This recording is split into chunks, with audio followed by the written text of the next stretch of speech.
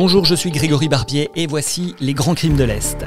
Trave, en Haute-Saône, au milieu d'une forêt, un homme habite là. Il s'appelle Piper, un ancien SS au passé trouble et dont l'avenir va vite s'assombrir.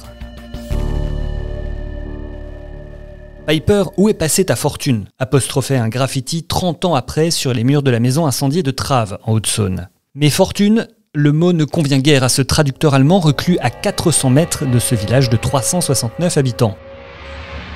En fait, l'incendie de 1976 mit un terme à la chance, entre guillemets, du colonel des troupes d'élite SS de la garde personnelle de Hitler. Pourquoi chance ?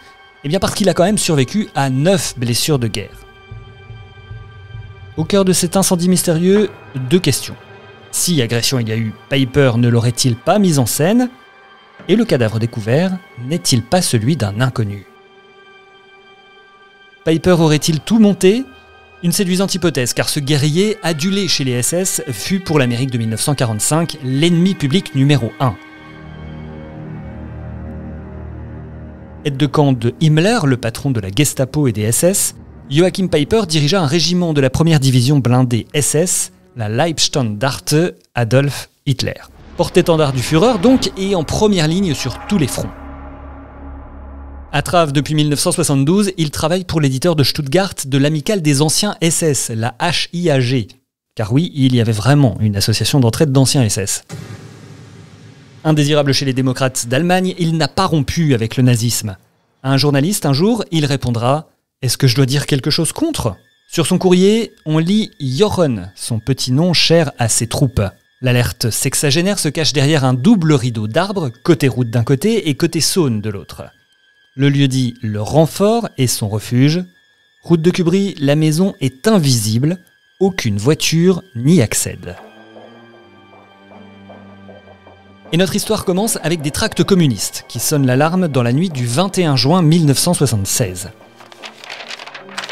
Habitant de Trave, un criminel de guerre SS est parmi vous.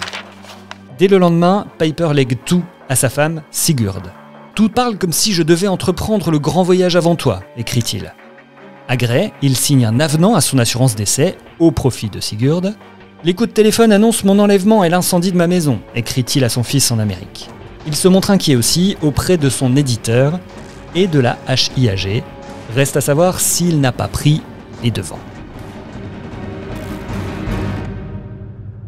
Alors quelle est la réalité de cette agression ?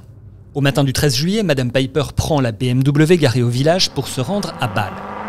Son mari laisse entendre à son compatriote Erwin Kettelhut, son seul voisin à 150 mètres, que son courrier recèle encore des menaces. Bien intégré au village, l'ancien SS Kettelhut lui prête alors son Colt 38 spécial et son fusil Remington de calibre 12. Et chez lui en plus, Piper a déjà une carabine 22 long rifle qu'il n'utilisera pas et un revolver. « Non, je ne quitterai pas Trave », assure Piper aux gendarmes venus à 15h lui apporter une convocation en justice pour un tout autre sujet. Ses chiens, Tim et Tam, ont égorgé 2 moutons. Mais, autre son de cloche, il a déjà annoncé en Allemagne son retour pour l'automne. « Si les communistes me permettent d'attendre », écrit-il.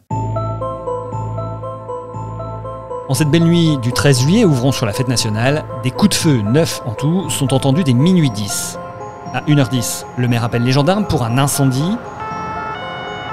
Une centaine de curieux arrivent avant même la brigade de Cey-sur-Saône.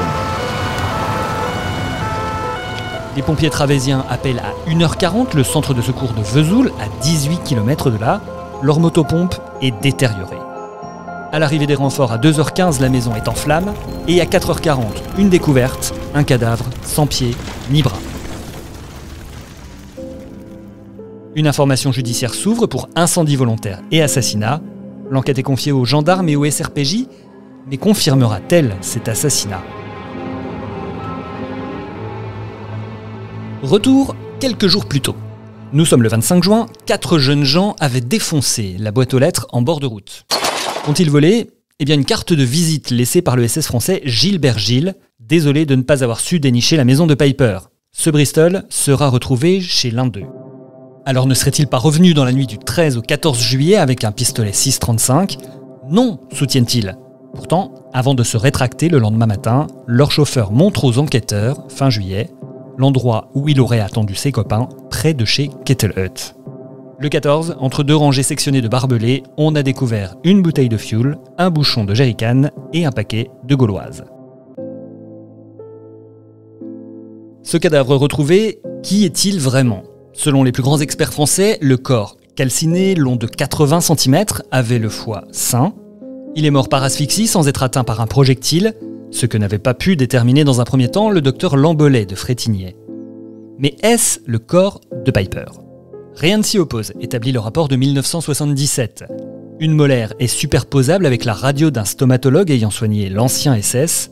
Et sous les restes, on a retrouvé la montre, la carabine de Piper et le revolver de Kettlehut. Ce dernier, qui n'a rien vu et rien entendu, est formel. C'est Piper en miniature. 3 mois après, son épouse, qui dans un premier temps n'avait pas pu l'identifier, dit désormais retrouver sur les photos sa position pour dormir. L'affaire est remontée haut, très haut. L'Élysée de Giscard exige la résolution de ce cas. Le PCF est mis hors de cause, on n'inculpe personne, ni procès, ni acquittement, ni condamnation. Et après trave, 25 attentats de Vesoul à Marseille seront signés Piper. Eux aussi resteront impunis. En 2021, le petit-fils de l'ancien colonel SS a témoigné dans l'Est républicain. Il n'y a aucun doute dans ma famille sur le fait que c'est bien lui qui est mort à Trave.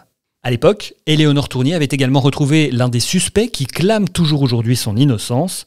Jamais nous n'aurions été capables de faire ça. Et un mec comme ça n'aurait pas pu se faire avoir par 4 blaireaux comme nous. Et en Haute-Saône, dans la forêt, près de Trave, les ruines de l'ancienne maison de Joachim Piper sont, elles, toujours présentes. Piper, un ancien SS réfugié dans une forêt de Haute-Saône, c'était un texte d'André Moissé. Et dans la description du podcast, vous trouverez un lien vers notre dossier réalisé en 2021 sur ce qu'il reste aujourd'hui de l'affaire dans la région. Et puis, on avait rapidement évoqué l'affaire lors de l'épisode précédent consacré à Robert Badinter, mais dans 2 semaines, nous reviendrons avec un peu plus de détails sur l'affaire Patrick Henry et le combat de son avocat contre la peine de mort. À dans 15 jours.